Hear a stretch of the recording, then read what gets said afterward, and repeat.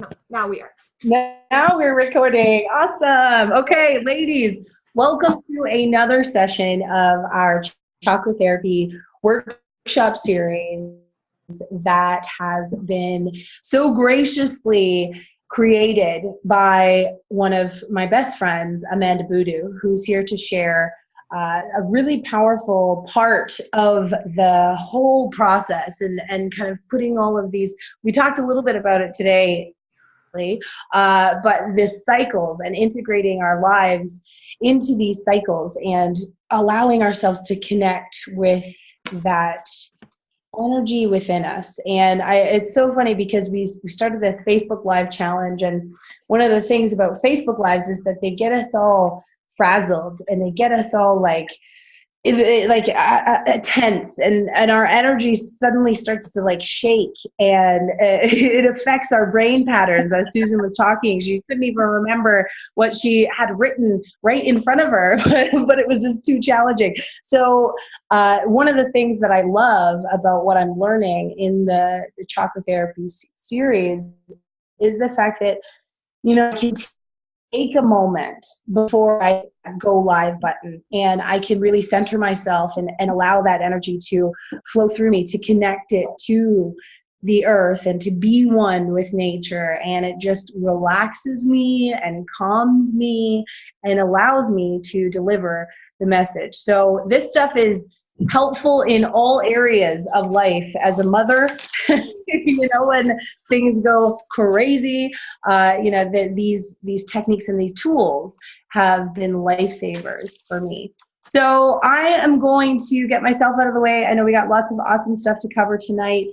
I'm sure we'll be starting with some words of gratitude. So I am going to just start with my gratitude to get it out of the way here. And my gratitude for today is, I want to say conquering, because I saw some people that conquered fear today, and they felt it. They definitely felt it, because I could actually see it when they were alive. You could still see the fear was there, but I felt like they conquered it because they did it anyways. And they even struggled and fumbled and forgot their words and stumbled through some of these Facebook Lives that I saw. Proud of people for just being okay with the fear, realizing that it's not going to kill us, right? It's just going to maybe make us a little shaky and forget our words and say a couple of times, but we'll still be alive and our heart will be beating on the other end. So yeah, I was really grateful for people having that bravery. Awesome, Layla. Thank you. So I'll pass it to, if you don't know her, if this is your first time, she's one of my best friends and one of our coaches and leaders, and she's an osteopath who's been helping me heal my body. And I always said she had magic hands, but really, it's like we all do. And so you guys are going to learn some awesome stuff tonight to help you. Okay, Amanda, I pass it to you and mute myself. Awesome. Sorry, I know Layla cut out there at the end, but I believe she meant that she wanted us to understand that we're going to create some peace and some harmony through, doing Reiki tonight, as well as learning about our sacral chakra, our sacral plexus, which is our sacred place, right? So, one word that I want everybody to really focus on tonight is flow, okay? We were talking about the natural cycles today. And as Layla said, there was a few technology glitches with Layla and I's presentation, but glad that many of you got out and did your first Facebook Live. I was right there with all of you. I didn't want to do it.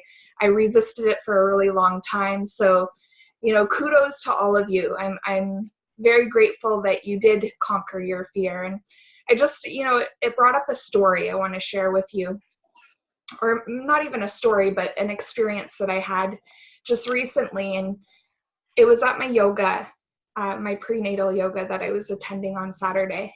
And before I was attending, I started to feel very anxious. And this was the type of person that I would say that I used to be.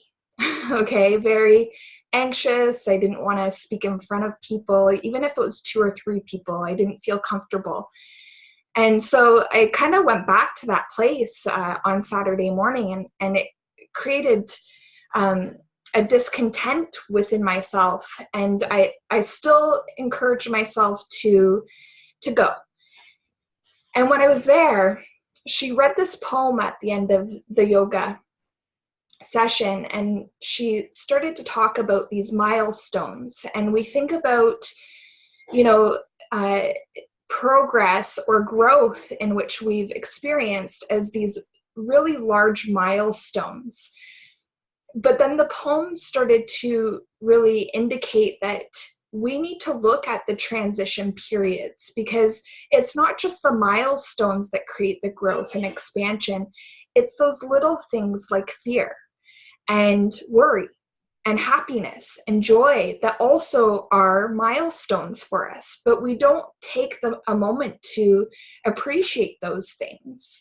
So, that's going to be my word of gratitude for today is, those transition.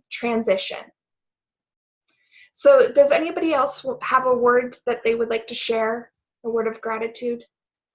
Does anyone want to come forward? Susan? After the day I've had,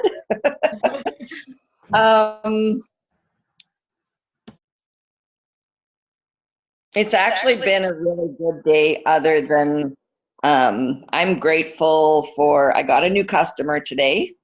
She stopped in and picked out the product she wanted, and we set her up and ordered. So I'm grateful for that. Grateful that my 3rd batch of dough finally actually worked out. So just having a grateful day all around. Yeah, and sometimes it's really important for us in those days that things do go wrong, for us to, it's even more important for us to bring ourselves back to that gratitude of just being in that state of gratefulness. So yeah, we're grateful for your butter tarts too. Monique, do you have any words or a word of gratitude that you would like to share? So I don't necessarily, well, I do have gratitude. I always have gratitude. And that's part of my daily waking up is to say, all right, I'm thankful. All right, now let's move on with life because mommy has things to do. But I saw this on my my events, and it kept on popping up and kept on popping up. And I was like, what is this? And I finally just told myself, like, look, see what it is and see where it is. I said, it doesn't have an address. So, I'm just thankful that I actually saw what I had to do and where I had to go, because I really need to learn how to center myself again and put myself back into my era of happiness. And sometimes it's really hard to do that when you have a handful of kids on one hand, and then you have, your partner on the other hand, and you have your life that you're trying to commence with all that. And it's just very hard to do. And I am so overwhelmed. I don't know what to do. I don't know if you see it in my eyes, but it is real. So I'm grateful for finding it here. So I hope to learn more and to see more of you wonderful faces. Oh, thank you so much, Monique. And I just have to say, love your painting.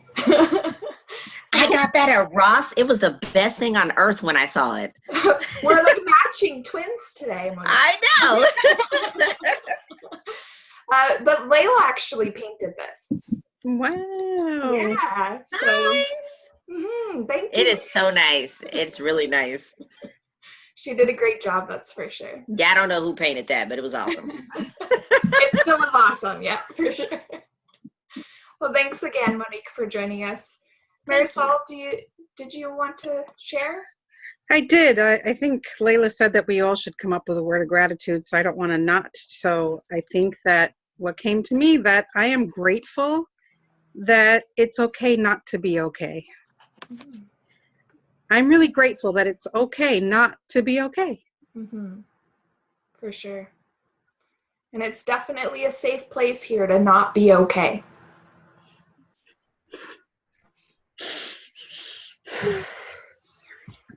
It's okay.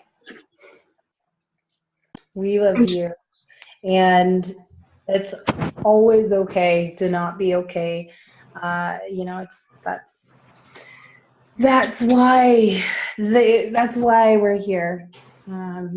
Because sometimes we're not okay, and we criticize ourselves and judge ourselves and beat ourselves up for not being okay, for not being super women, right? And sometimes we're just not. And this is a place where you can let go of the cape, the expectations, the you're supposed to's, and just be. And however you are, as you are, is okay. I always say, I am that I am, and I am enough. Oh. Sorry, Marisol, you're muted, so. I almost didn't come on tonight because I just felt like, oh, I'm a mess. There's no way I can bring my energy to this group. And I'm just, and then it really came to me. My girlfriend actually gave me a book that's titled "It's Okay Not to Be Okay," and I kind of glanced over, and there it was, and I said, you know what, I need to get on here tonight. And so that's my word of gratitude. It's okay not to be okay. Excellent. And let it flow. Remember, let it flow. Those emotions are important to feel, regardless the way that they come. So thank you. Claudia, did you want to share? I think you're unmuted. Oh, but we can't hear you.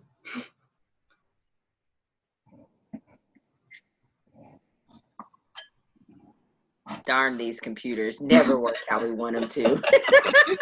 Technology. Can you hear me? No, sorry, we can't hear you yet. You keep trying, and we're gonna move on. See if Linda, did you want to come forward at all and say a word of gratitude? Stephanie.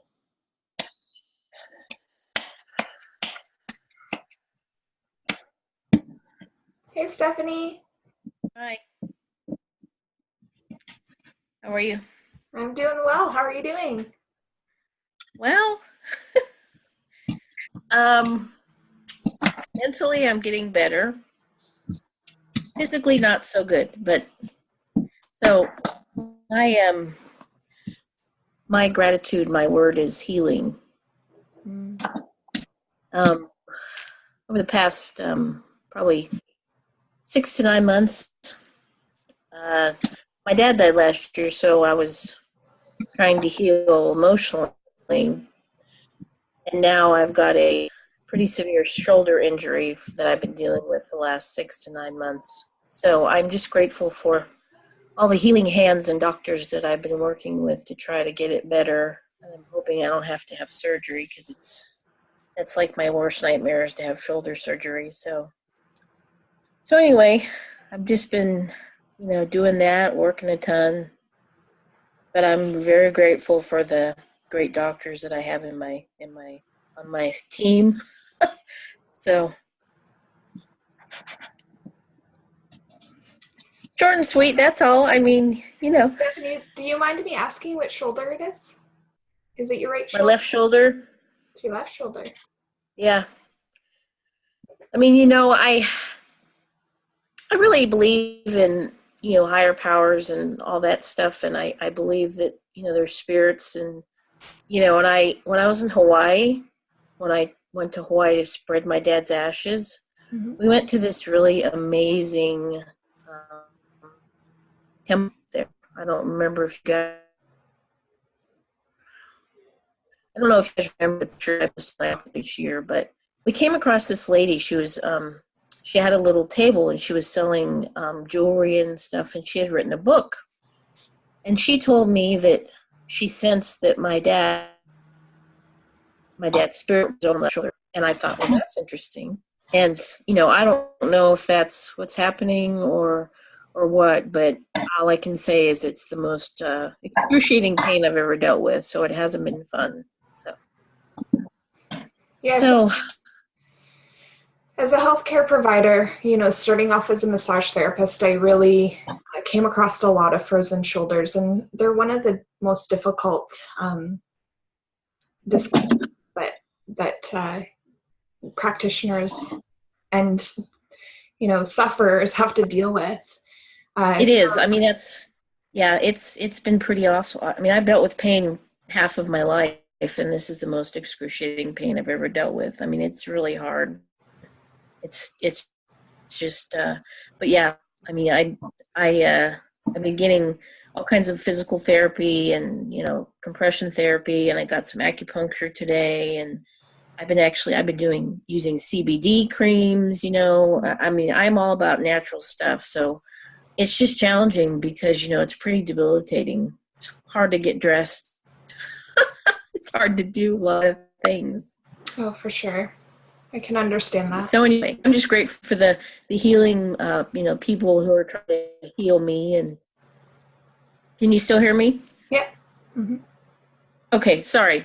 I didn't want to, you know, be long-winded. I just wanted to say a short little thing and, you know, just say it's nice to see you guys. I've been so busy at work. I haven't really had an opportunity to join much of anything in the last 6 months. So. No, it's great that you're here. I really appreciate you coming out, regardless of you know, the discomfort that you've been through. You know, I really appreciate you coming out. So thank you. Claudia, I saw you waving your hand. Yeah. Yay! We Can you hear me? you. Can you hear me now? Yes. Can you hear me now? Hey, you got purple. You have purple like I do. Cool. I do known on Facebook as the lady with purple hair. So you can look me up. I have actually a gratitude, and I'm sorry, you guys. I'm really new to this. But something happened here. Can you still hear me? Yeah. Yep. Oh, okay. I don't know what's happening. Anyways, I have a gratitude today, especially. I was able to rekindle and reconnect with someone from 50 years ago, 50 years ago. And Wow. it was an elementary school friend. So I'm really grateful for that, to be able to rekindle that relationship. So that's my big news today. Well, that's so lovely. That's a very lovely gratitude to share. It's a great way to bring the vibration back up again. And it's quite interesting because Layla and I, we were actually elementary school friends, and we parted ways for a few years, actually. I think about 7-8 years, Layla. So, you know, we can have relation there with you, Claudia. Not 50 years, not a 50-year gap. That's, you know,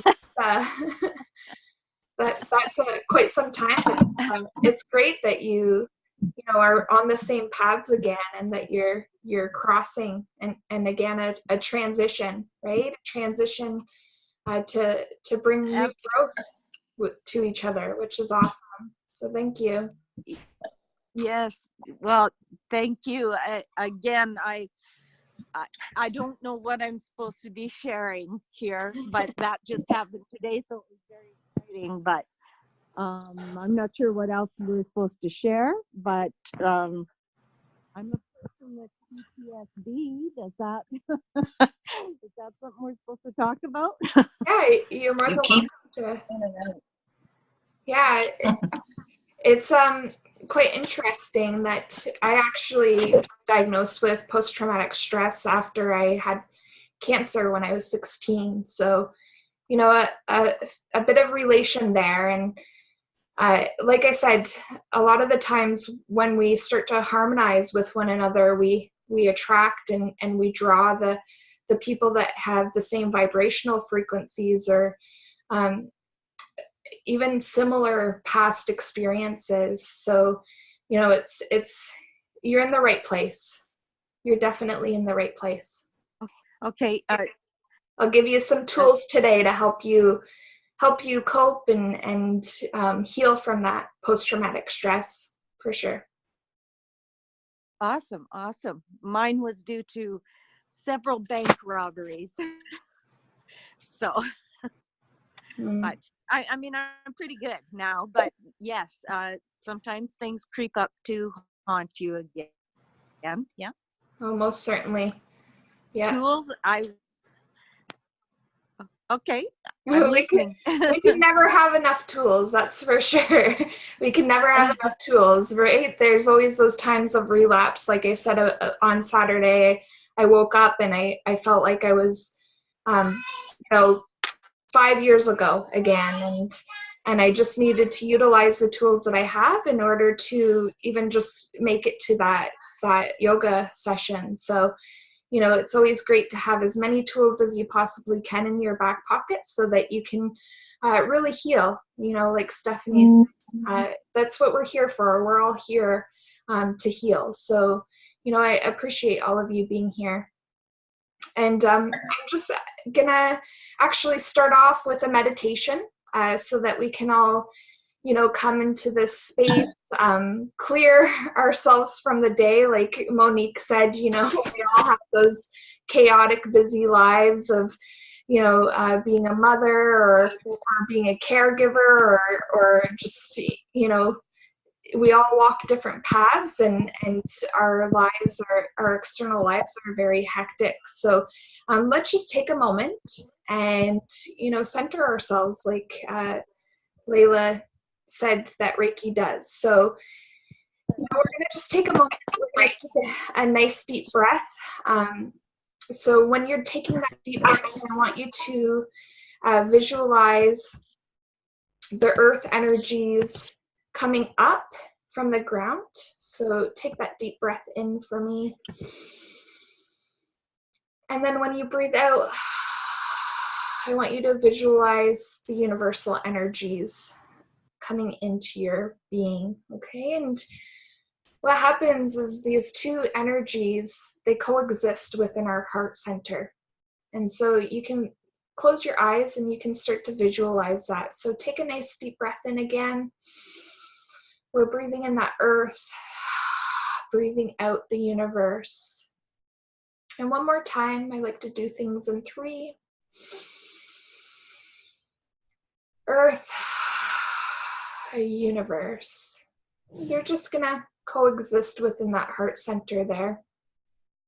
What I would like you all to do is take a moment and I want you to envision a circle just in that mind's eye, right in between your eyebrows.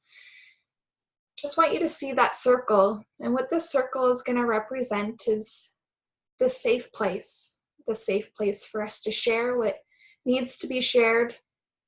You know, you don't need to hold back here. The safe place for us to heal. The safe place for us to be what we are at this moment in time, with no judgment.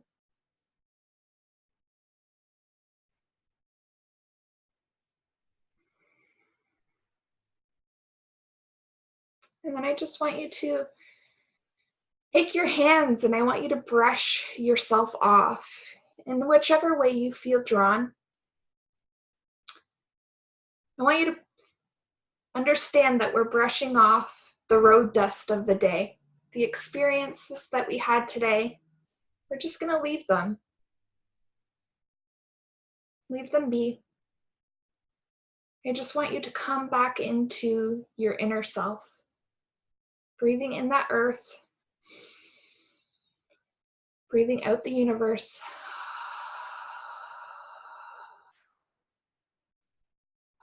Now I'd like you to take your hands and I want you to place them on your lower pelvis.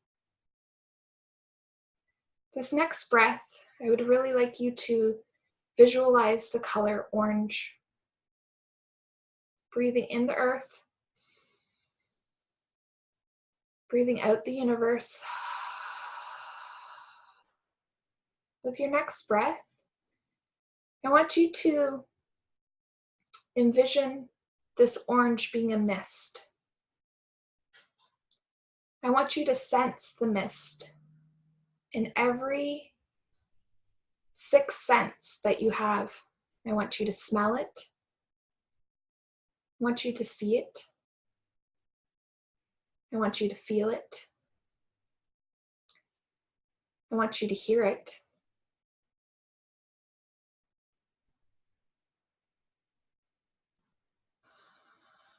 I even want you to taste it.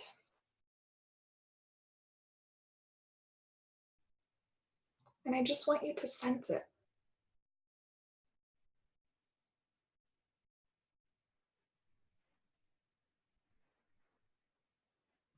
This mist is trickling down all around. What sensations does it bring? Is it cool? Is it warm?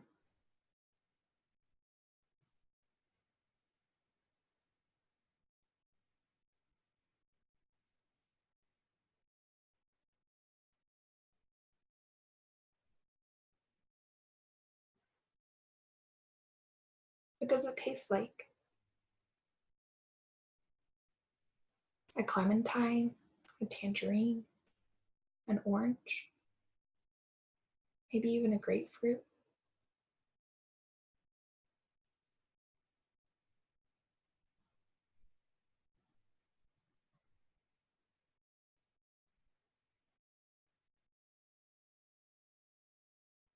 I want you to feel the mist flow.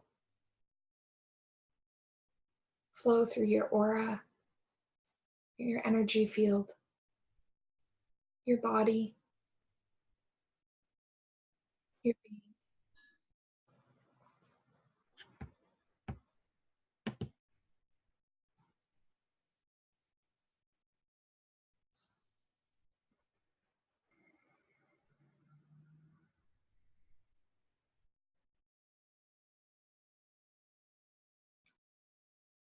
I want you to see the mist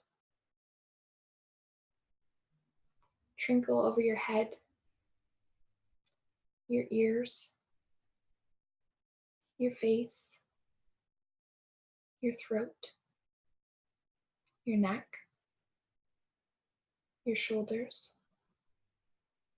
your arms, your hands, your chest, your abdomen, your pelvis,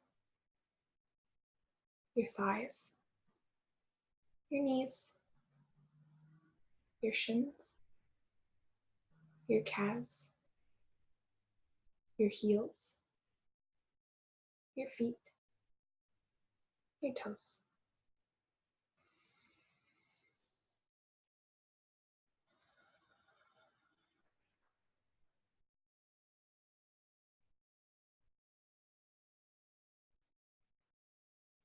I want you to hear the mist. Does it sound like a bird? Or bells? Or the wind?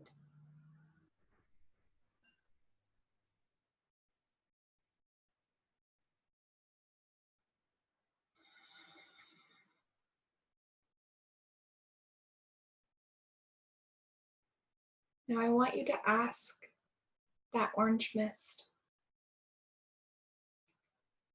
does it feel drawn to go to any particular area of your body? And if you hear a message come through to where you're drawn to draw that mist, you could even place your hands there to bring your awareness, bring your attention, bring your sensations to that area.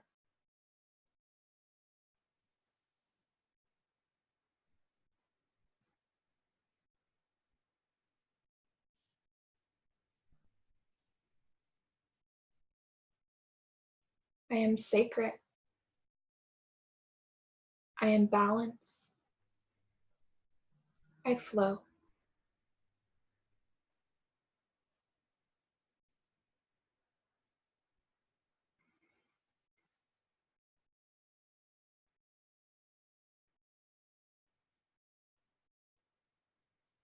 Now, whenever you're ready to come back into the space, I want you to snap your fingers, clap your hands, just draw you back here.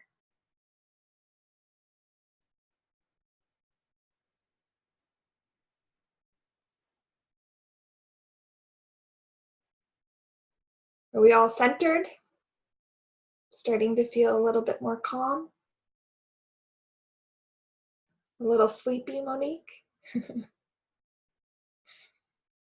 I've been up since 4 o'clock this morning. I work for Life Touch. So I take photography for the schools, and we have to drive hours to different places. So yay me, Life Touch. So I am always tired.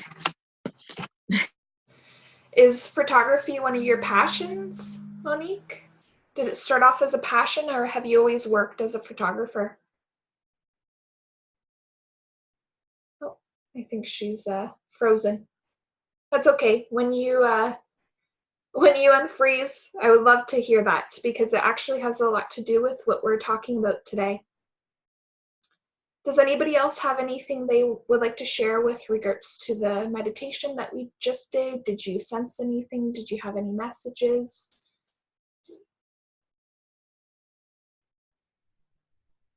Oh, Tamara. Hey, thanks for joining us.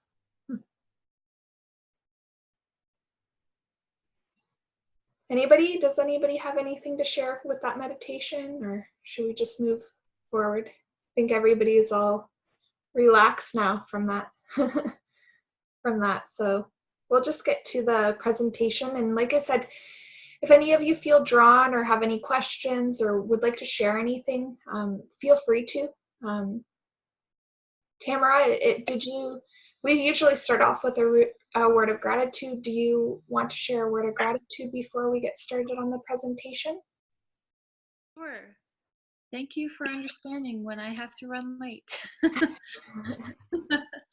I had every intention of being here on time, and then my husband had to stop by to get some clothes. He's taking my son tonight, so we're like in the process of separating and everything. So I'm in my place now, and he's in his place, and so I really appreciate not getting a stink eye from anybody when I show up late for these things. But I'm here, and I'm grateful for all of you, and I'm grateful to have this opportunity to learn and heal. Well, we appreciate you coming regardless of what time you come. I am appreciative. No stink eyes. Maybe some sleepy ones though, because we just did a meditation. So, so Monique, I see that you're not so frozen now. I actually asked you a question. I don't know if you remember, but have you always been a photographer, or is it a passion that turned into? I always wanted to do it, and after, can you close that door? Sorry. My children are in the background and they are loud.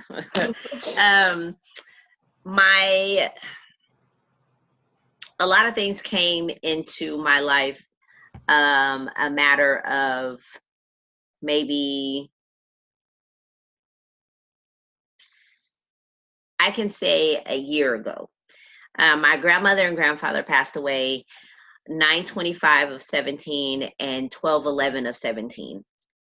Within that time, I've learned that I have to take care of myself. My grandparents raised me. When they passed away, I pretty much went into shambles. I didn't know what to do, how to do anything, or even know how to live, considering the fact that I'm in my 30s. You would think that I would be like, oh, I know what to do, but I had absolutely no idea. And one day I was looking on Facebook and a young lady was selling her camera gear. And the reason why she had to sell her camera gear is because she had to go to school. And she needed to pay for tuition. So I was like, ding, I'll help. If you're going to come in, you got to be quiet. And so Come on. And so when I bought this, why is it unstable? One of my, guess I got frozen. No. Shh. Can you hear me now? Okay, great.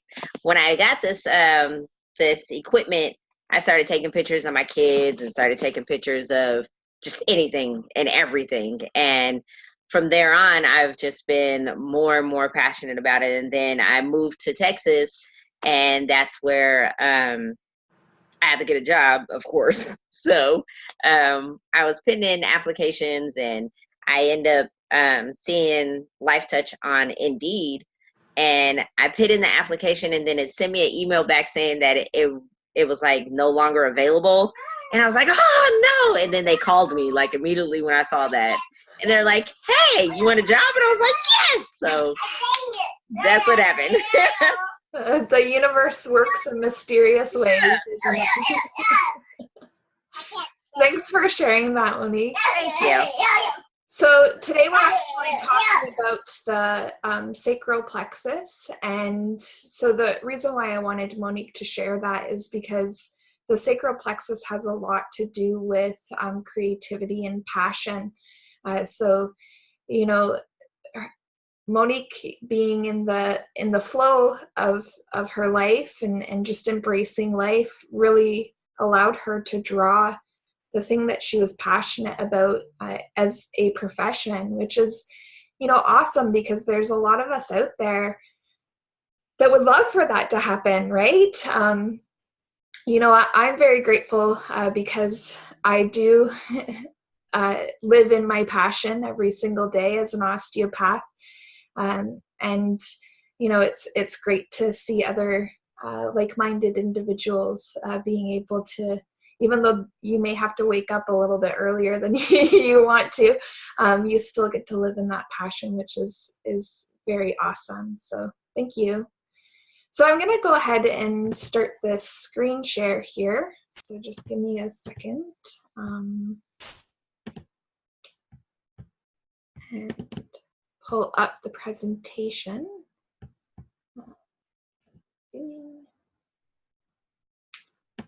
Beginning.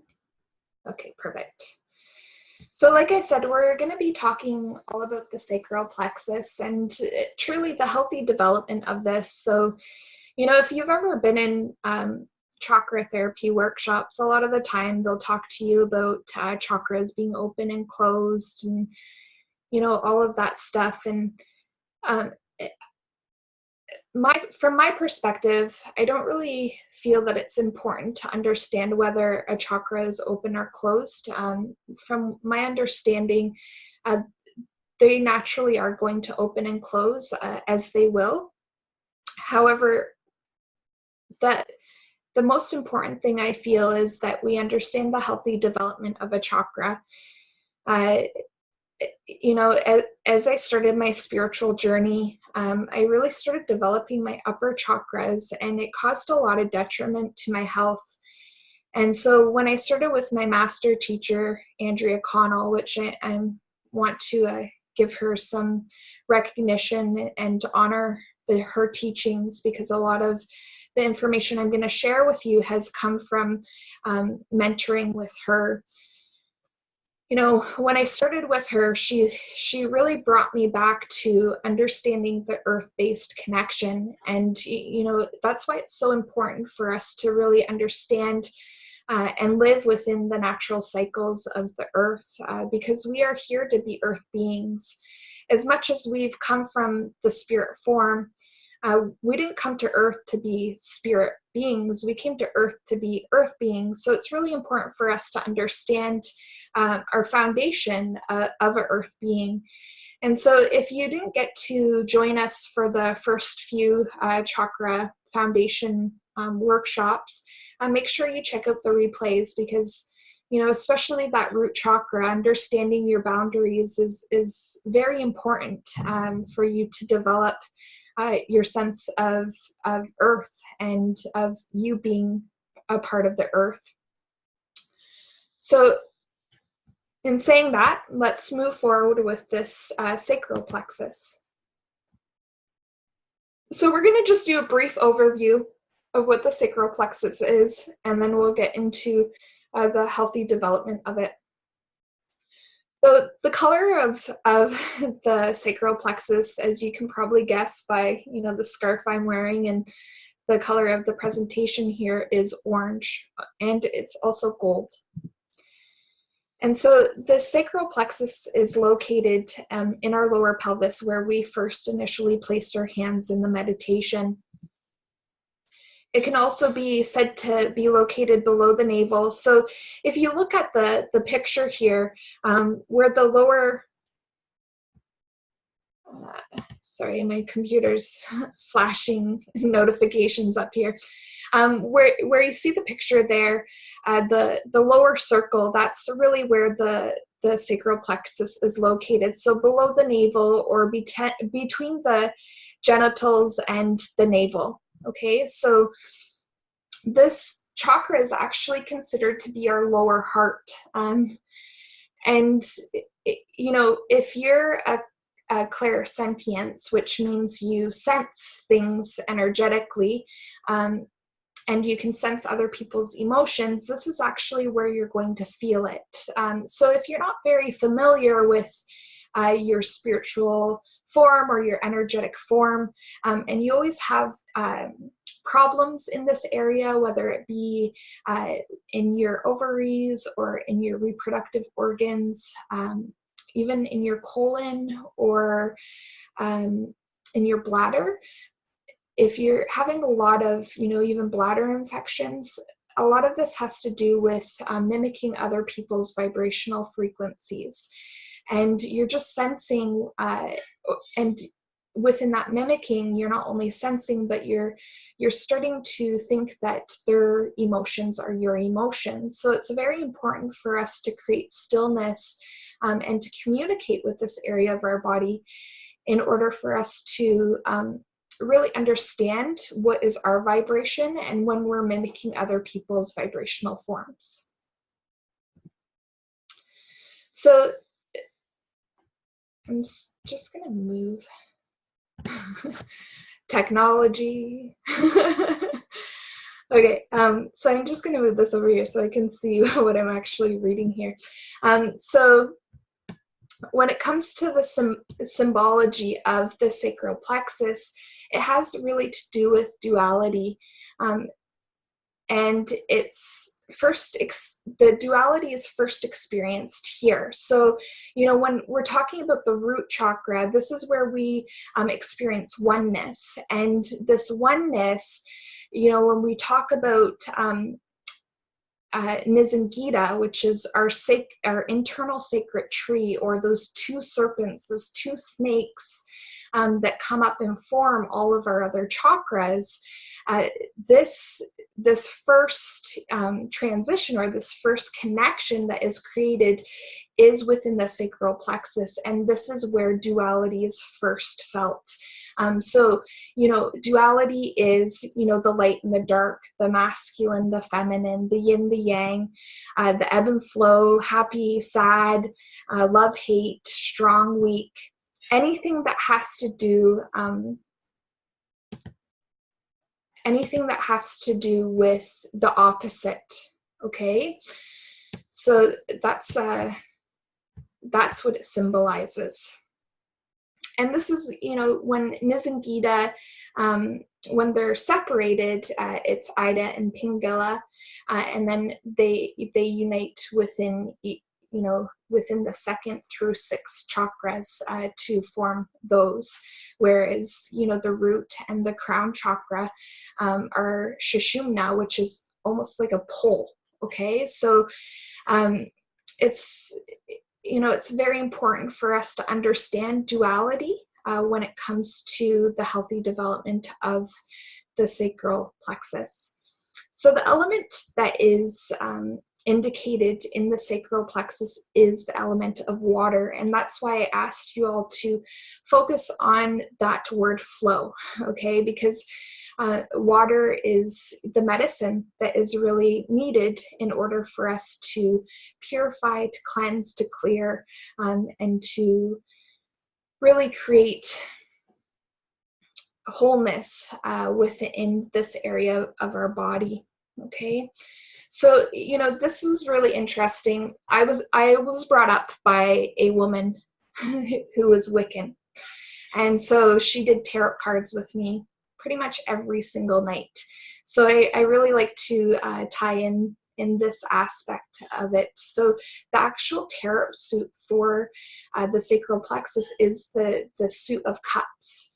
And if you think about it, it's quite interesting, the correlation between the two, because a cup can represent abundance, it can represent spillage, it can represent waste or drought, stagnation, and this is all dependent upon the way that the water is held within that cup.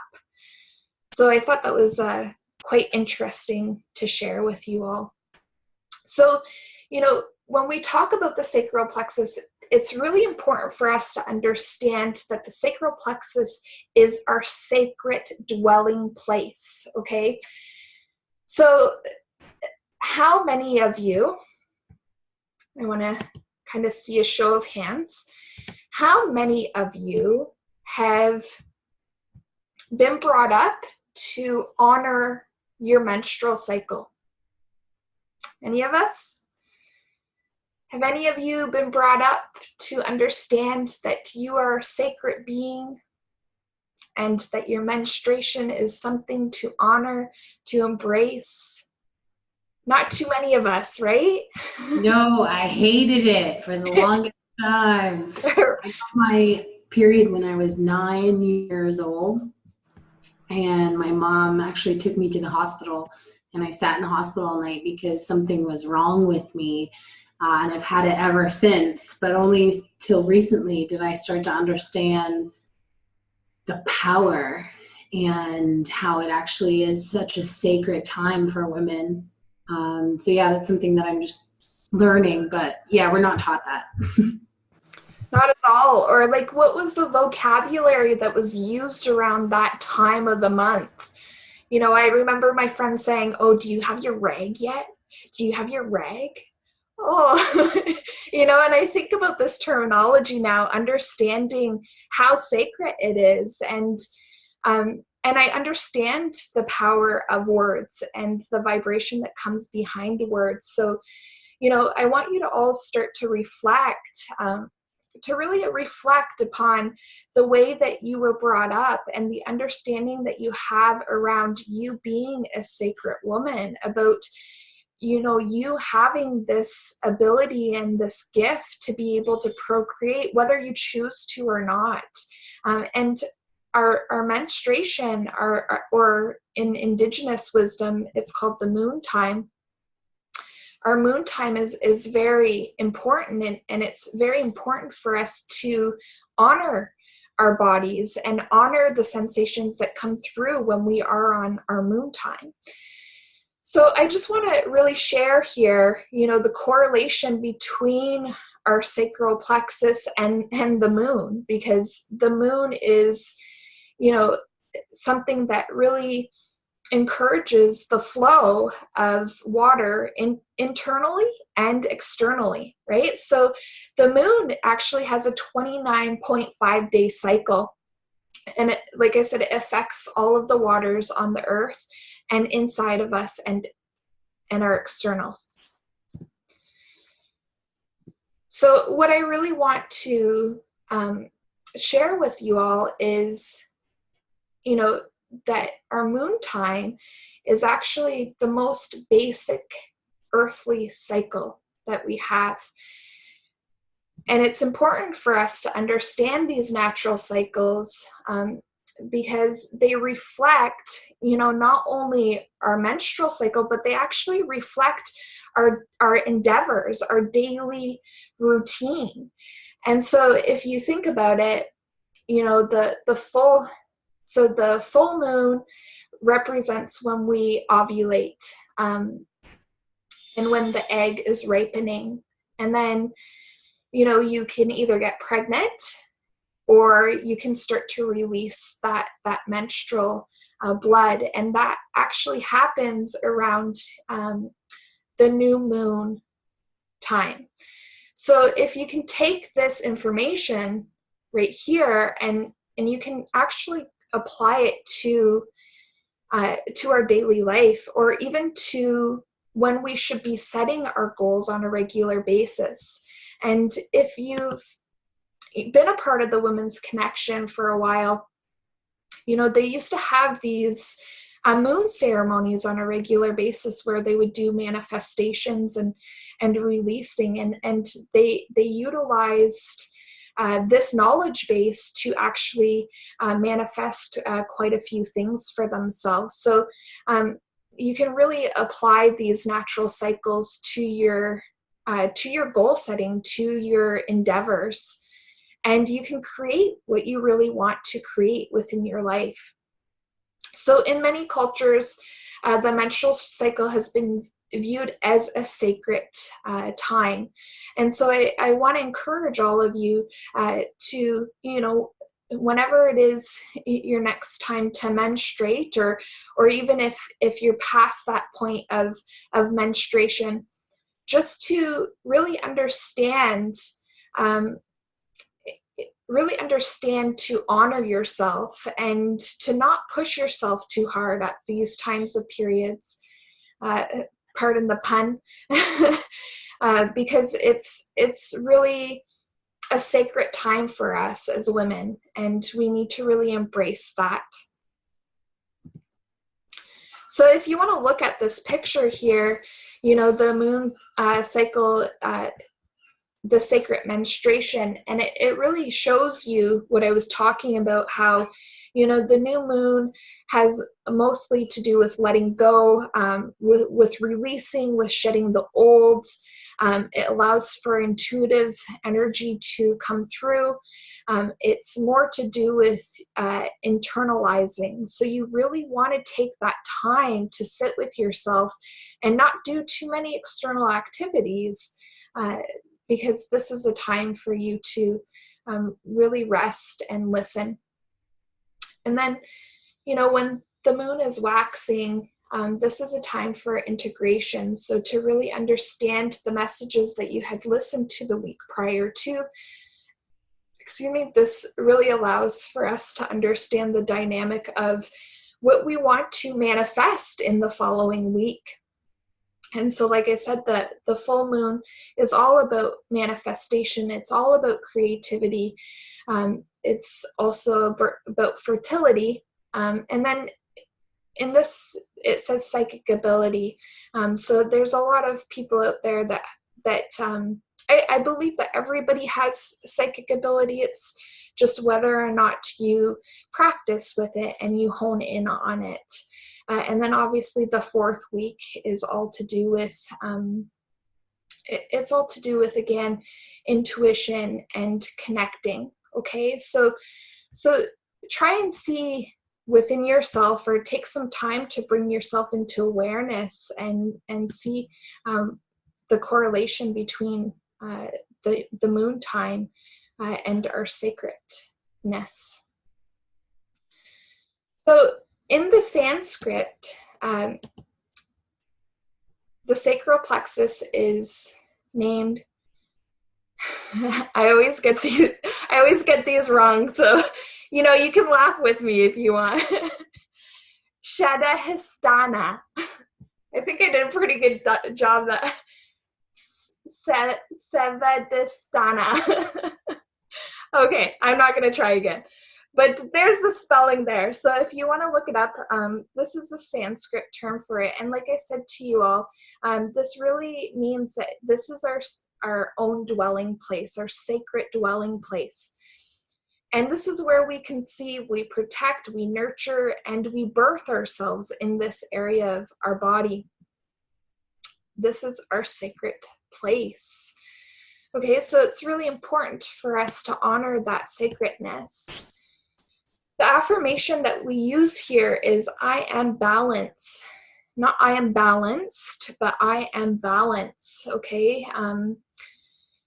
again, it has to do with that duality. It's very important for us to understand that we all have duality within our being, and that we need to embrace both aspects of our duality.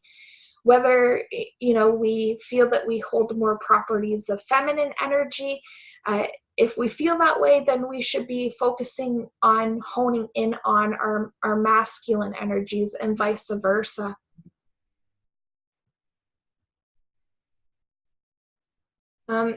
In the physical realm, this presents as our emotional and our physical feelings. So it's really important for us to allow these feelings to flow. Like I said, flow is a very important word for us to intend and focus in on tonight.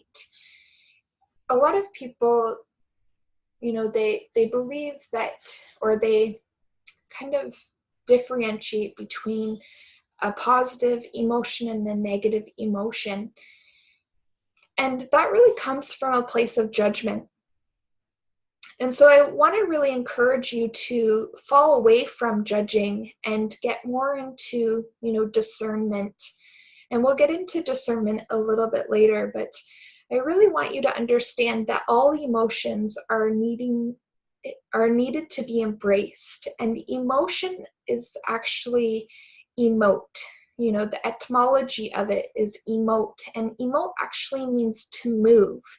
And so emotions are here to move us through to the next part of our, experiences, of our lessons, of our being. And so, I have a bit of a story to share here, or, a bit of an insight that I had. And, I had a client come in, and they were talking about how they were worried about their daughter because their daughter was always sad. And I asked the mother, within that sorrow, or are you attaching the sorrow to her, not being in the place that she needs to be in her life? And the mother said, yes, I am. And I said, but do you know where her focus is in life right now? And the mother said, no, well, not really. And I said to the mother, well, I want you to understand where her focus is, because when you can understand where her focus is, then you can understand whether this emotion is moving her through to the next phase or the next transition in which she needs to, or in which she is trying to achieve. So I know that the daughter is trying to achieve security in life. And, when a person is trying to achieve security, whether it be financial or whether it be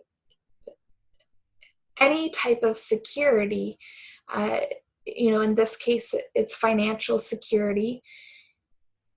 When we're trying to achieve something, sometimes moving through the experiences that we have to move through in order to get to, the outcome in which we're focusing on achieving, we have to go through multiple different emotions.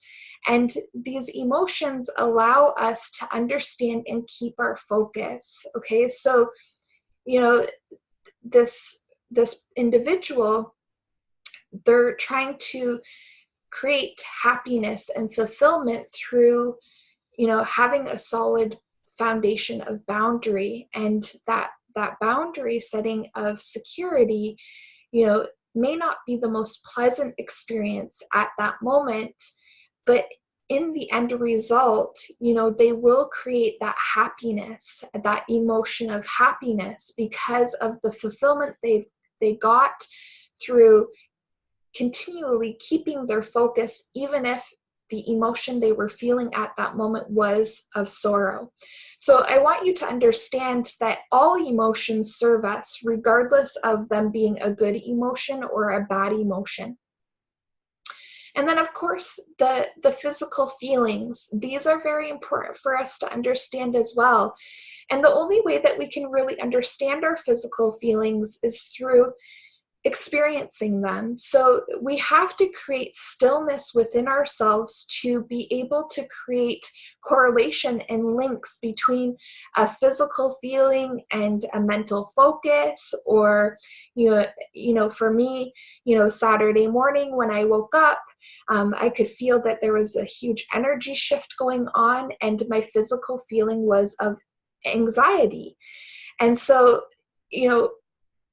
me being able to be sitting in full awareness to allow myself to understand the correlation between this physical sensation and an energetic shift has taken me quite some time. But we need to be able to sit in that awareness in order to be able to create those links and to really truly understand ourselves on all aspects of our being, our spiritual, our mental, our emotional, and our physical self.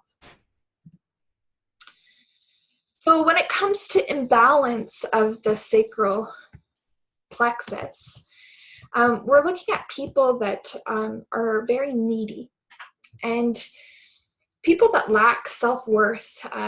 This is where neediness is bred, and they'll constantly seek external approval and validation. And so, even if you've done a good job at something, or if you've made expansion or growth, or have made leaps and bounds within your endeavors or your goals, if somebody else doesn't recognize that, and you need that recognition, you can understand that there's an imbalance within the sacral plexus here, okay? Because all of us should be able to validate ourselves. And it's nice, of course, it's nice to have the external validation, but it shouldn't be needed, okay? Another way that we can tell that we are imbalanced within our sacral plexus is through control. People who want to control everything, they don't just let the natural cycles happen, or they don't, Saturday morning when I woke up anxious and I could feel that there was, an energy shifting. The past Amanda would have tried to control that, and I would have, fallen ill or had a headache, or, just felt really cruddy, and I wouldn't have been able to attend the yoga class.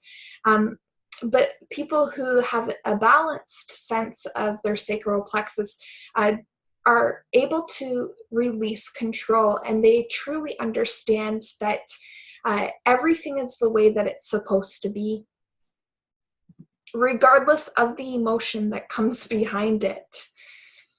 Another imbalance is blaming. So, blaming others, blaming externals, right? And not holding yourself accountable for your actions or for your thoughts or your intentions, okay? People that hold on to guilt. I used to work at a clinic with some cognitive therapists, and they would always say to me that you are the one who creates your own guilt, and this has been true to my understanding as well, is that we create our own guilt. So we are the ones that make us feel guilty. It's no external source that does that for us. So if you're not able to let go of guilt or to rationalize something so that you don't feel guilty, you have an imbalance within your sacral plexus. Abandonment problems. I was there. My father left when I was 18 months old, and I always thought I had abandonment issues. And so every relationship that I had, I would sabotage it. Every single relationship, I would sabotage it. And once I started to really explore these foundational chakras and understand how to develop them in a healthier sense, I actually confronted my father. And it had been like 17 years that I had talked to him.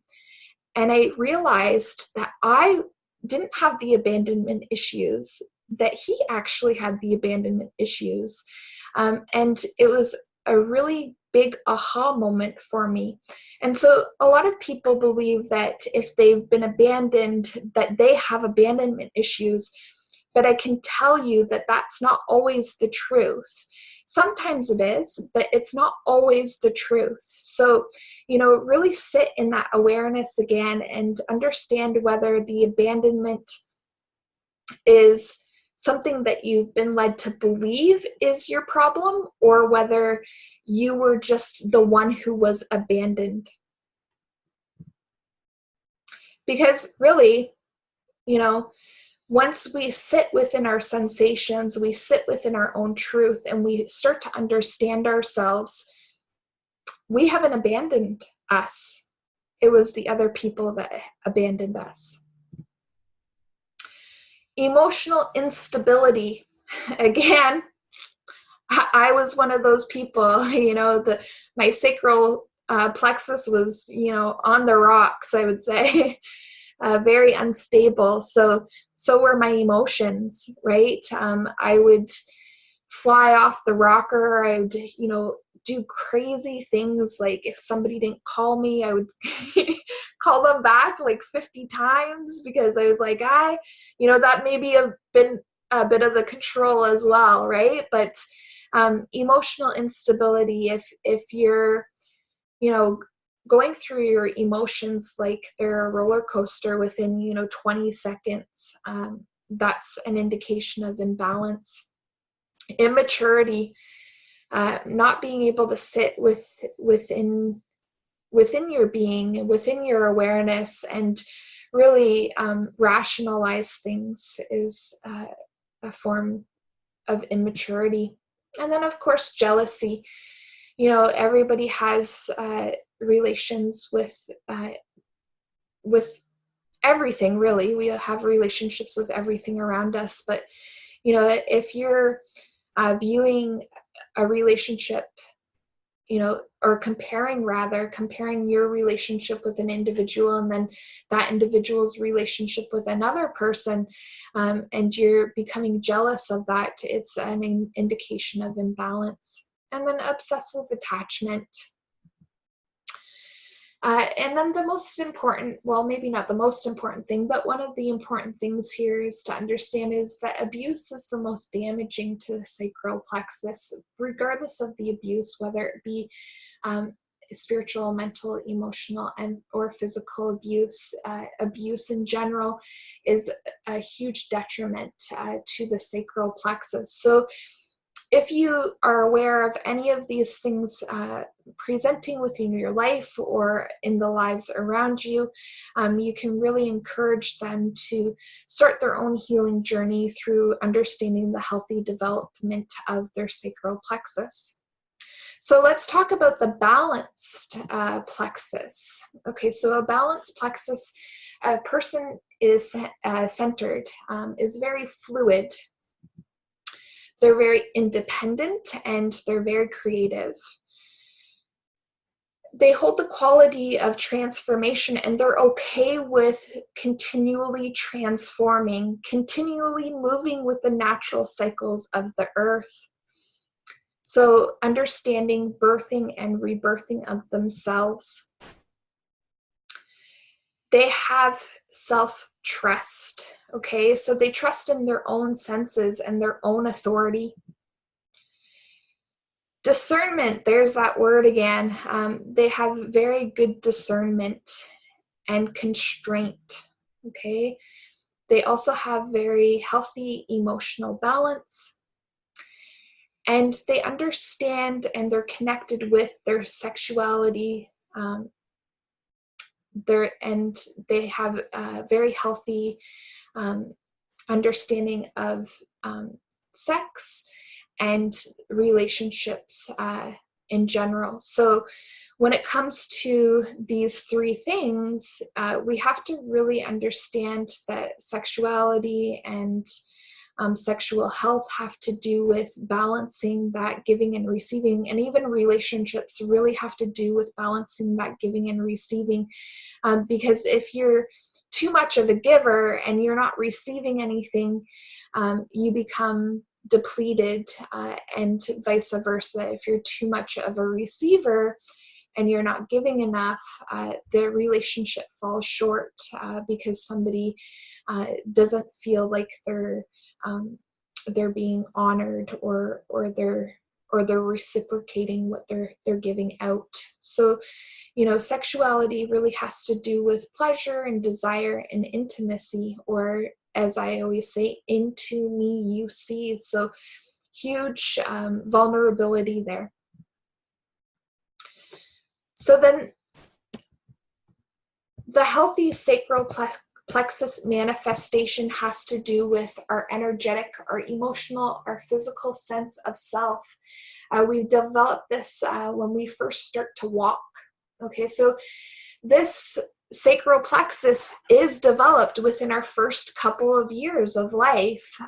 And if we're not allowed to explore and interpret our own sensations, and we're always told what we feel, or what we sense, or as a child, I was always told that, when I saw spirits, and I would tell people I saw spirits, they would say to me, "Oh, you're being paranoid, Amanda.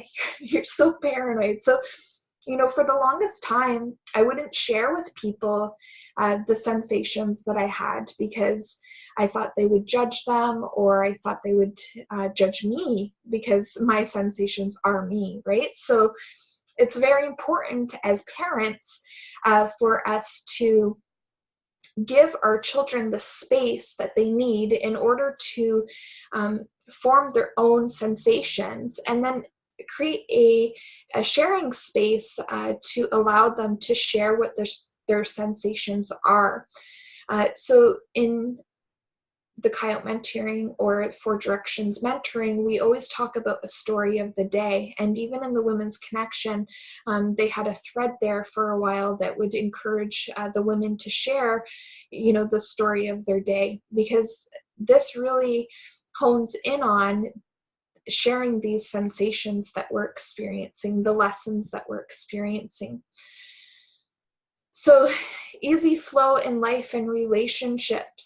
So this, again, this physical manifestation or this healthy manifestation of the sacral plexus allows for this easy flow in life and relationships. So healthy development of our sacral plexus brings interaction with the world through grace and harmony. Layla was posting about the natural cycles and how it brings peace and harmony. And this is really true to the sacral plexus as well. When it's healthy, it allows us to interact with our world around us in this graceful and harmonic way, rather than that want and that need. And when we can get away from that want and that need, it just brings that peace that Layla was speaking of. So that's what we're aiming for here when we're talking about the healthy development. So if we didn't start off with this healthy development as a child, how do we fix it? Good question, right? So as I've kind of talked about through the beginning of this presentation, we have to become aware. Awareness, throughout all of the workshops that I've done, awareness is the key. Awareness is a key to letting it go. Awareness is the key to healing. I can't speak more highly of awareness here. Okay, so we need to become really aware of our personal sacred place. We need to become aware of our senses and our sense of self.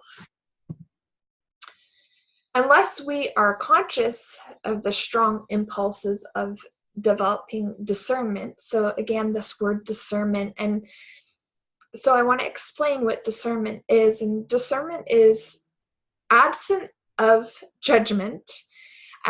It's with a view of obtaining direction and understanding. Okay, so again, we're not judging here. We're just making sure that we're in accordance with, what we believe, or in alignment with our values, in alignment with our why. That's what discernment is. So it's really important for us to understand and develop this discernment, because if we don't, there's a danger that we can actually cause long-lasting hurt and damage and shame, not only to ourselves, but to the people that surround us.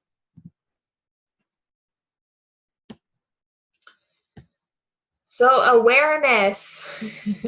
Can you see the common theme here? Awareness, observation, and discernment. Okay. So we need to, really become aware of our spiritual or our energetic self. And it's quite interesting because I did a whole bunch of spiritual mentorship before I started with my master Reiki. And it wasn't until I hit my mastery level that I understood that I didn't have really much awareness of my spiritual or my energetic self, which, is quite interesting because I took so many years of spiritual development. So, everybody experiences their energy in different ways. And I don't want to dictate to you the way that you experience energy, because that's not what we're here for. I want you to understand the way that you experience energy. However, energy is primarily felt through contraction and expansion. So it's, that ebb and flow, and if we think about the aura, which is the energy field that surrounds our being, some people call it the energy field, that's where you can feel that expansion and contraction occurring. Okay. And what I've discovered throughout the years of healing is that, if you come from a place of, sorry, the word has escaped me. If you come from a place of feeling sympathetic for somebody instead of empathetic for somebody. So sympathetic means feeling sorry for somebody rather than relating to. So an empathetic is a relation, understanding. If you come from that sympathetic place, what happens is you start to mimic the vibration of the individual that you're feeling sorry for. And then you start to believe that what they're experiencing is yours. Okay. And for me as a healer, I would expand my aura or my energy field out to, try to help create a space of healing. And what I didn't realize was happening is once I stretched my aura out too far because I wasn't solid within myself, it became very porous. And when you have these big gaps of pores within your energy field, it's almost kind of, if you want a visualization, it kind of looks like cottage cheese, or not cottage cheese, Swiss cheese with the holes in it. You actually are more susceptible to mimicking the other vibrations in which you're encountering. So it's really important for us to learn how to gauge the distance of where we're actually pushing, or where we're expanding our energy field out to. Okay, so it's, through awareness, you need to sit with yourself and really understand your energy, your internal energy, your external energy, and then, like I said, the feminine and masculine energies. So, the feminine energies have more to do with, the mother, the nurturer, the giver, and then the emotion. And then the masculine energies have more to do with the teacher, the sorry, the words are escaping me again. The masculine has to do with the receiver, the teacher, and has more to do with power. Okay, so we need to embrace both of these things, but embrace them in a balanced manner. And if you want some more description on that feminine and masculine, make sure that you check out the creativity, sensuality, sexuality video, because I have a full list there for you. Okay, so then bringing awareness to our mental state of being, we really need to understand the sympathetic nervous system and the parasympathetic nervous system. So kind of getting into a little bit of anatomy here. The sympathetic nervous system is our fight and flight mechanism. And this, in our mental state, creates implicit memories. So memories that make us feel not so good. Traumatic memories. A lot of people who have post-traumatic stress syndrome, it's really important for us to understand what activities or what mental focus creates that sympathetic nervous system firing, and then what creates that parasympathetic nervous system firing, which is that explicit memory, which is that feel-good memory. Okay, so really become aware of which mental focus creates a stress response and which mental focus creates a relaxing response. Then when it comes to our emotional awareness, we really want to understand that all emotions are valid, but which emotions cause that fight and flight or that stress response, and then which emotions cause that parasympathetic or that rest, digest, relaxation response. And then our physical sense of awareness, we really need to understand which activities create that stress response versus that relaxation response. We also really want to become aware of our natural impulses, okay? So farting, burping, yawning, coughing, and whether we try to control these, whether we've been programmed to believe that they're inappropriate, or that we need to only release them in certain areas, because this is a very false belief. They wouldn't be called natural impulses if we weren't supposed to be letting them naturally release. Okay, so really start to understand whether you hold back those sneezes, or whether you hold back those burps, like I just did. I didn't hold it back, but understanding whether you do that, because it's very important for us to allow those natural impulses to be released when they need to be released. Our posture, we need to understand postures, sitting, standing, sleeping postures, okay? There are many videos that you can check out on YouTube for sleeping postures and seated postures. If you're at work and you sit at a desk, you want to really try to encourage, your boss, or even if you don't have a boss, if you're your own boss, to get an ergonomic assessment so that you're sitting in an appropriate manner. And then if you want to understand what a proper posture is for standing, I always say keep your ears aligned with your shoulders, aligned with your hips, aligned with your ankle bones, and you should be good to go.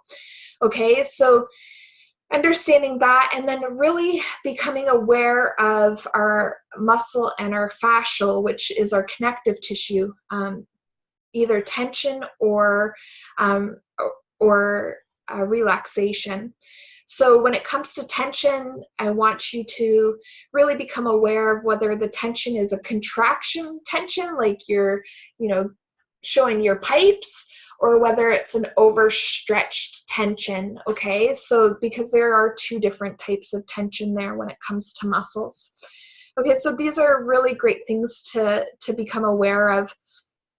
Neuromodulation, another big, anatomical word here. And the reason why I bring this up is because when it comes to our parasympathetic and our sympathetic nervous system, we need to ebb and flow, okay? So you need to really watch your day and understand whether you're only doing sympathetic, like stress activities, or whether you're only thinking about stressful things, because that's what really sets you into a chronic state of pain and discomfort. So neuromodulation is really important, and neuromodulation means that, you go from that sympathetic or that stress response, and then you do an activity or have a mental focus, or you sit with yourself energetically, and then you create that parasympathetic, that rest and relaxation response. And you want to be doing that, throughout your whole entire day, stressing about something and then relaxing, and then stressing and then relaxing. But it's for you to determine, what are those activities or what are those mental focuses that are going to create that neuromodulation for yourself. So choose what and who are allowed in your sacred place, and what and whom flow out of it. This is really important, when we're talking about the root and boundary setting. Safety is one of those boundaries, and you being able to understand that you choose the people that are in your life, and you are allowed to release those people that are too overwhelming or are creating too much stress in your life, and even the activities as well. You are the one who gets to choose, whether you are engaging in stress activities all the time, or whether you are going from a stress activity to a relaxed activity.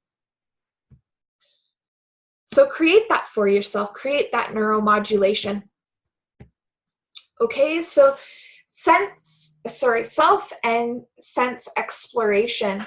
We need to explore both of these things. You need to do this in a safe space, with no judgment. Like I said, discernment most certainly, but no judgment.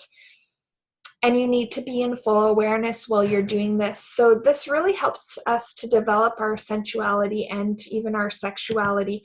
So understanding, in sexuality, our pleasures, our desires, and our vulnerability.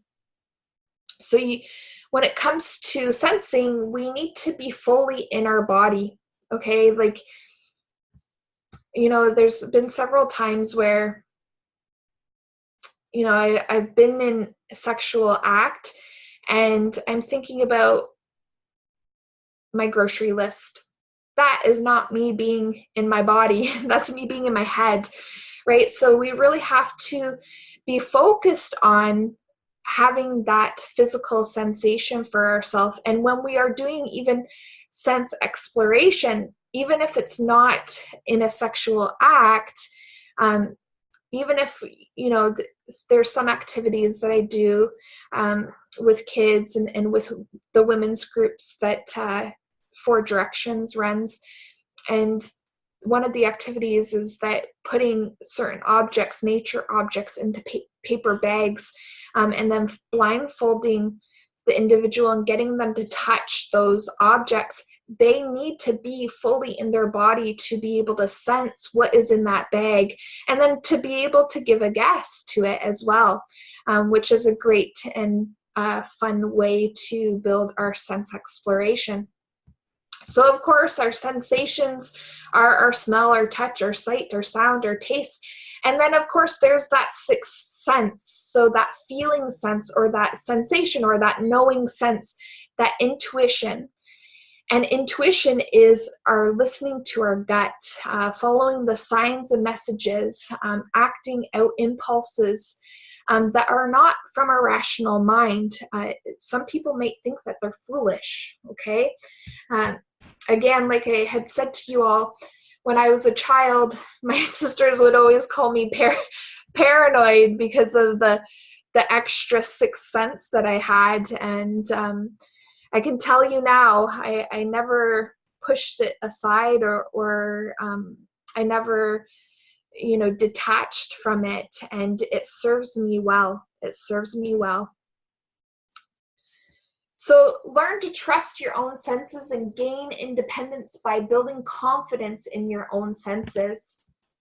Sensuality is vital in developing our discernment and our constraint.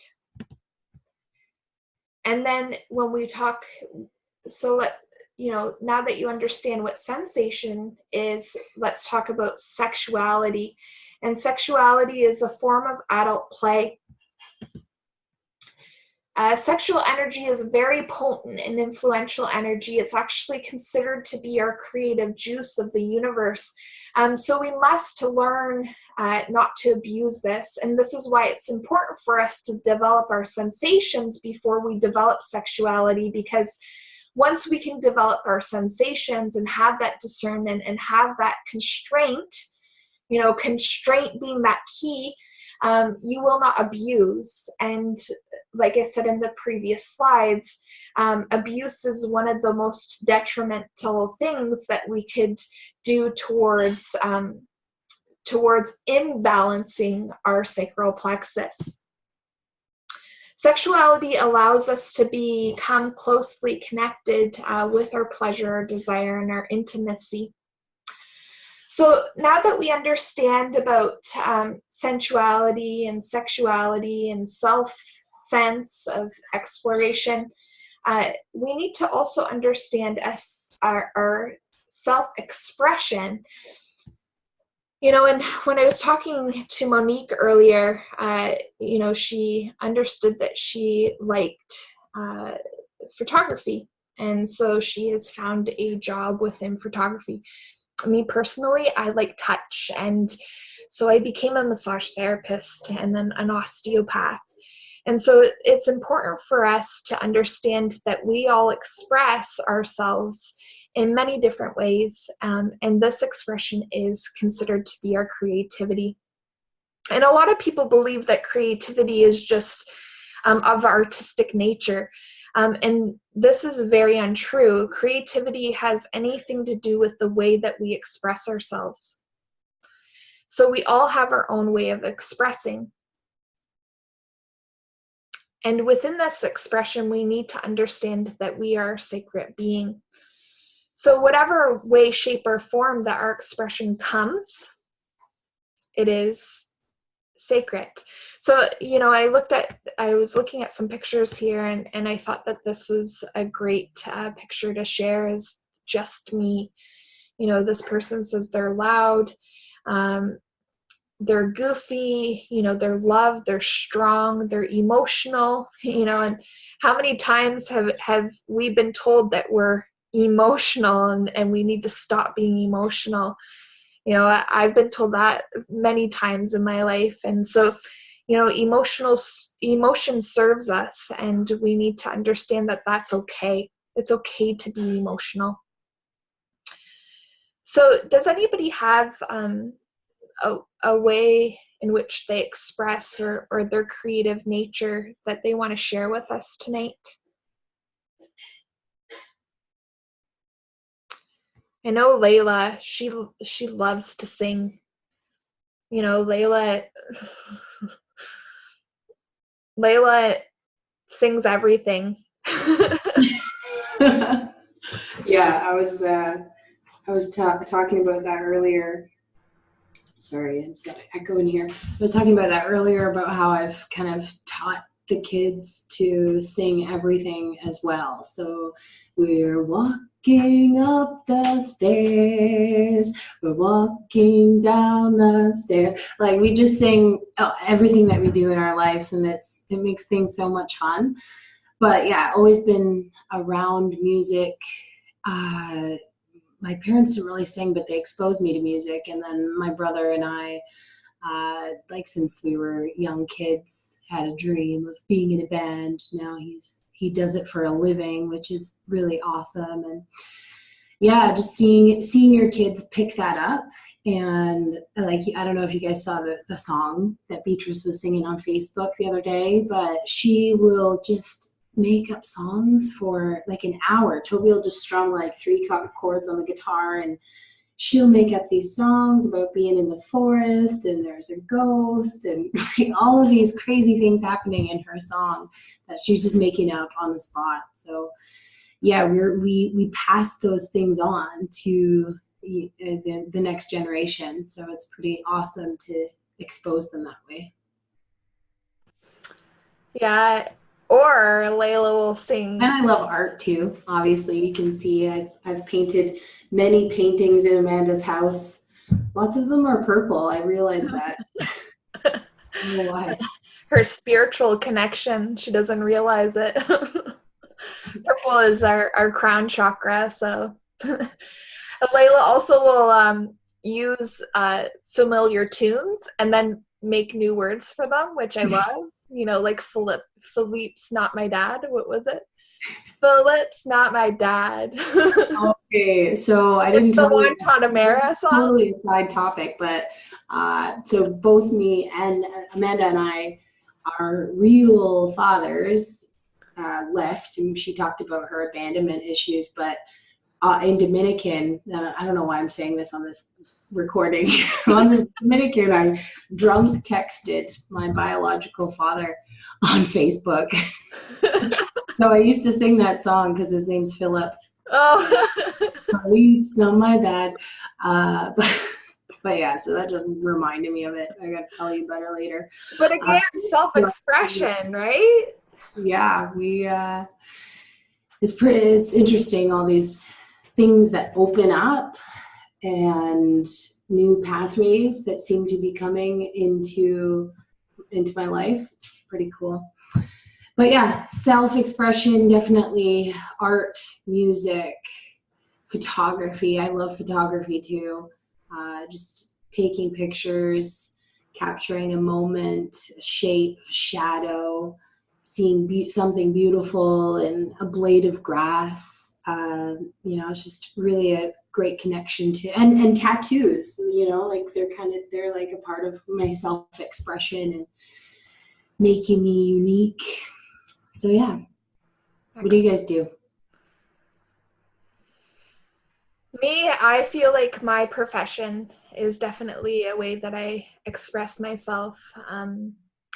I am not a huge talker, but I love to sense things. So, touching someone, showing them that compassion through touch and being able to sense, some of my clients will come in and, this one client I used to have, we would have a guessing game because he would work out all the time and he would ask me what muscle he had worked out that day, and I would always be able to guess which muscle it was. So, that's a part of my self-expression. Of course, I love, artistic stuff. I love to draw. Layla has a few of my drawings and paintings in her house as well. And I do as well in my bedroom. I always talk about, moving with the natural cycles. And when we first wake up is when we focus. And the 2 paintings that I have in my room say love on them.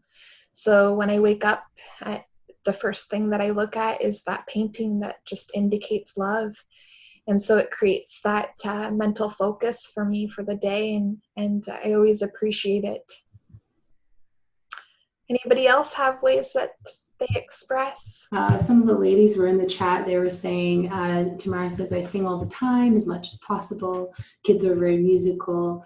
Marisol is a momager for Gabby the artist. Her daughter is an amazing musician. They all love music, art, and photography. And Claudia says, I talk and talk and talk. Great way to express is communication, right? So, we all have our own unique way, and it's great for us to embrace each individual way, because our way of expression is our gift. Okay. And so it's important for us to remember that this is our gift, and it's our gift to utilize, right? Present, our present. So use it in the present. So, the presentation's coming to an end. So I have some reflection questions, as we were talking about earlier, the natural cycle, the natural flow, where are you focusing your mental attention? We went through the action of today of understanding the overview of the sacral plexus and how we can develop it in a healthy manner, developing our sense of self, our sensation, our sexuality, and then our self-expression, which is our creativity. So within this time of closing, or this time of reflection, I have some questions for all of you to consider, to really explore and become aware of where the imbalances may be occurring within your being. And the first question is, do I live life with ease, or do I struggle?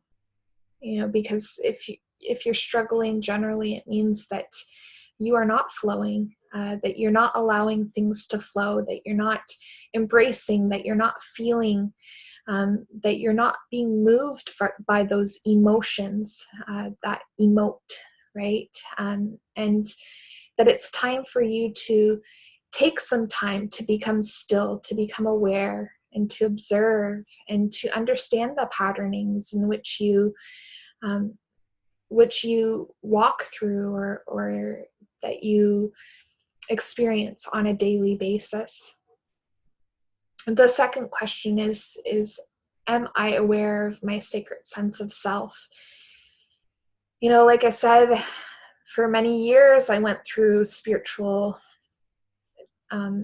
mentoring, through mediumship programs, and it took me until almost 10 years into this exploration to understand that I didn't have any idea of my sacredness. I didn't have any idea of my sense of expression. And if somebody were to come up to me and say, how do you express yourself, I would have just went like, I don't know.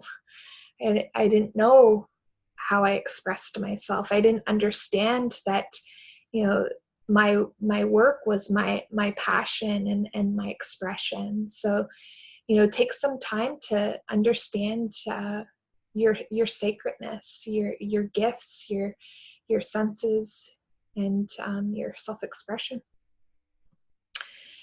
And then do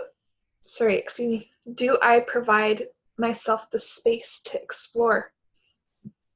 Excuse me again. When it comes to Reiki really encourages stillness, and it really encourages restoration through that stillness. And so, Monique was talking about how chaotic life can be for her at times, and I know she's not the only one. We all are going through life experiences and transitions, and it's always that point of either coming together or falling away.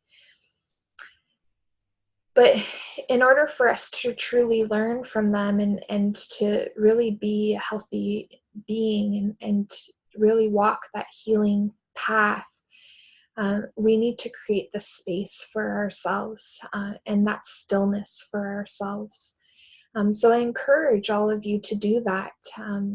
Understand, what are your triggers and what are your relievers, and get to know who you are again, because every single day you are changing, just as the seasons are. So, it's important for us to sit still on a regular basis in order to understand, the evolution, the expansion and growth of our being, of who we are.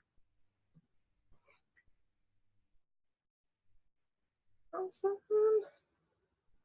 Look at that. We're doing good with time this this time round. So I'm so thankful for all of you ladies being here with me and to continually support my journey, my healing journey, and being connected with me here through the Women's Connection.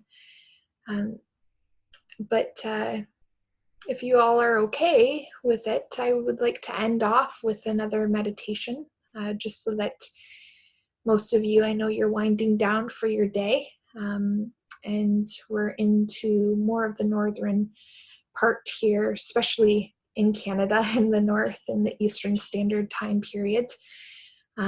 So why don't we create that stillness for ourselves and leave our connection in that sacred space. So I'm going to get you all to just get comfy, get really, really comfy, sit back in your chairs. I want you to be able to feel all surfaces, whether you be sitting. If you're sitting, I want you to be able to feel the feet, the ground under your feet. If you're not, I just want you to connect with the earth underneath your feet. I want you to feel the weight of your thighs on the chair or on the couch or on the bed. I want you to just take a nice deep breath in and then let it out. And just clearing, all the information that you've brought in tonight. Understanding that the information that is needed will be there when you're ready to receive it. I want you to feel your back on the back of your chair, or on your bed or your couch or the pillow that you're lying on. I want you to feel the back of your head, whether it be supported or not. Just bring your sensation there.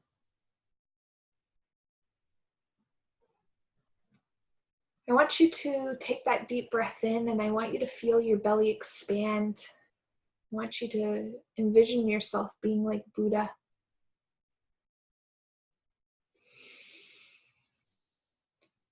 When you release it with the exhale, just allow that belly to fall.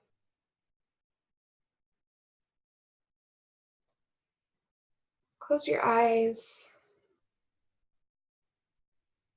Take that next deep breath in.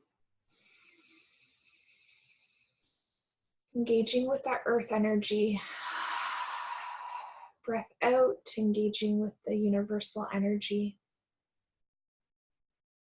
Seeing them swirl in your mind's eye, externally, internally, coexisting,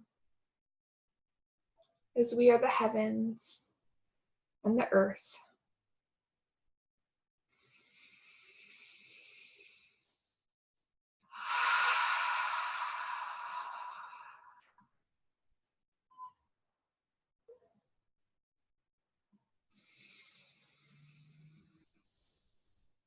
I'd like you all to just take your hands into prayer position, right in front of your heart.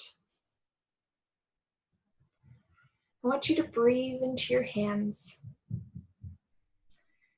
sensing every nuance within the two surfaces of your hands touching. Breathe into that space between your hands.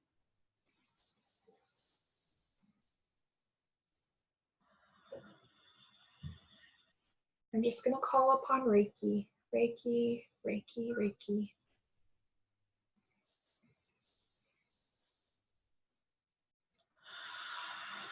I want you to continually engage in your breath as Reiki fills your hands. You might feel some tingling.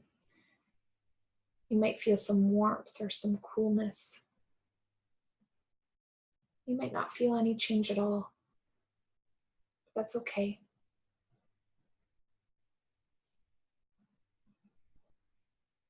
Just continually breathe into the space in between the two hands touching.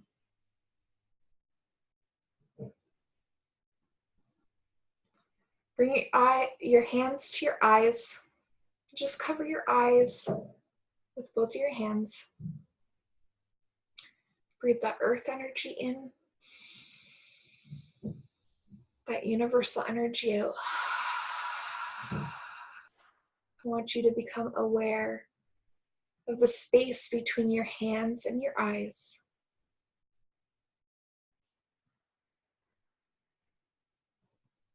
Not trying to change anything, just accepting where you are right now.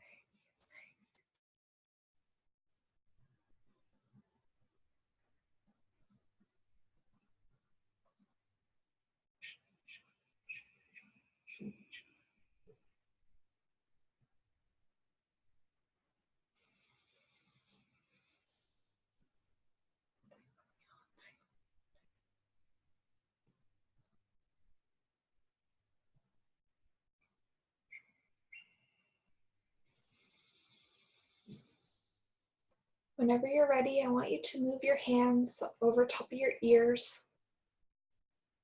You can place them on the tops of your head, whatever you feel drawn. Sometimes I even put them behind my ears. I want you to settle into that space and become aware of the sensation between your ears and your hands. Breathe into that space.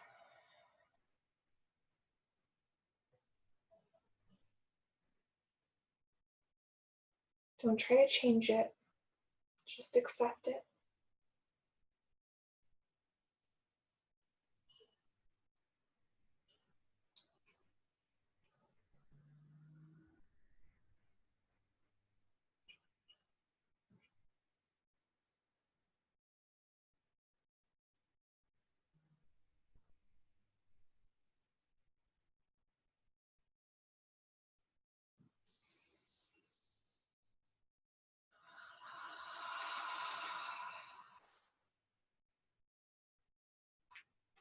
Now I want you to bring your hands to your throat. I like to place one on the back of my neck, one on the front of my throat. You can put both on the front of your throat, both on the back of your neck, wherever you feel drawn. Just want you to become aware of that space between your hands and your neck and your throat. Breathe into that space. Breathing the earth in, the universe out.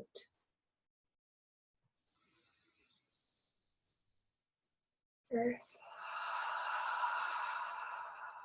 universe.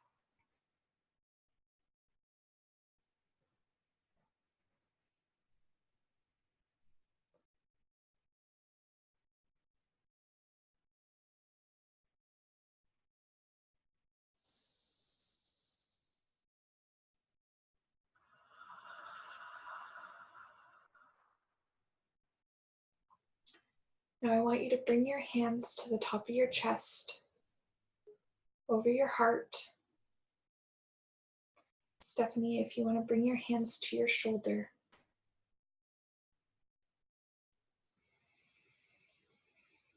Breathe the earth in, the universe out.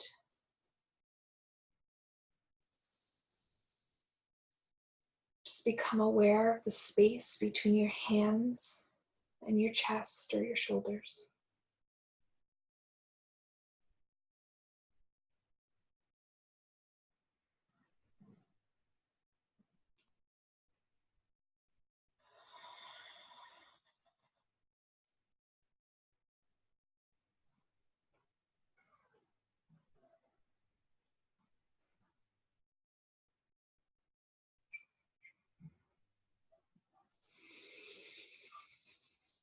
Breathing in the earth and out the universe. I want you to bring your hands to where your rib cage meets. Just right below your bust. I want you to become aware of the space between your hands and your ribs. I want you to breathe into that space. Breathing the earth in and the universe out.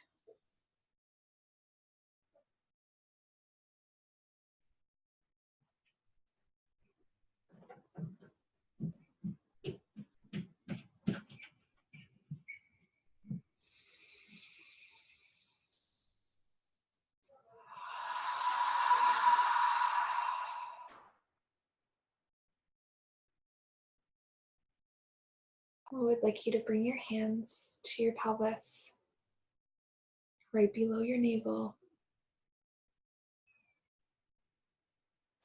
I want you to become aware of the space between your hands and your pelvis. I don't want you to change it. I want you to accept it, embrace it, breathe into it. The earth in, the universe out. I am balance.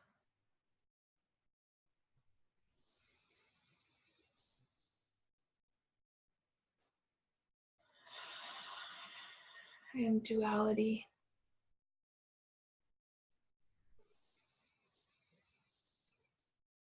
I am sacred.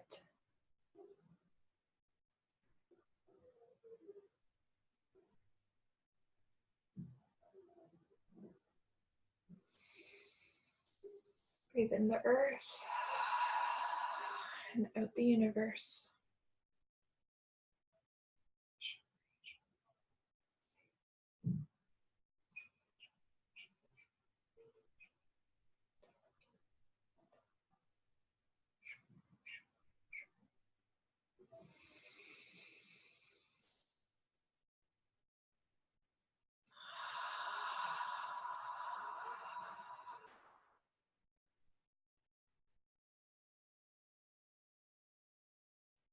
Whenever you're ready, bring your hands to your thighs or your groins.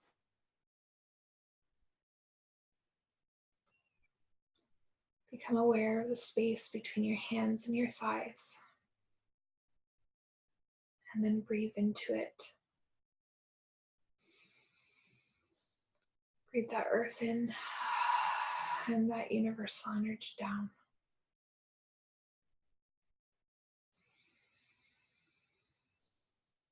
Breathe that earth in, that universal energy out.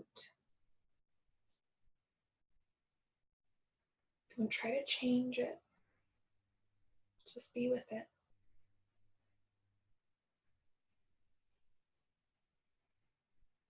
I am one.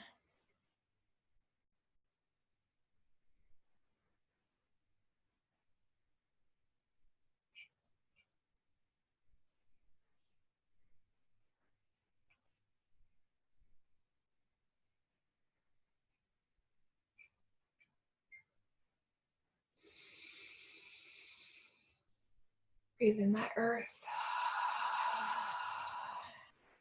Breathe out that universe.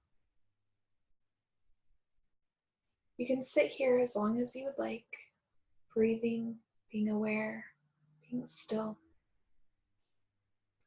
Whenever you're ready, close off your energy field by snapping your fingers or clapping your hands. Sometimes I even like to pat my thighs to bring me back here in the now. Again, I would like to thank all of you for taking the time for yourself and taking the time to connect with me tonight. I hope this serves you well. And I look forward to seeing all of you again. And I'll let you know, actually. I believe it's December.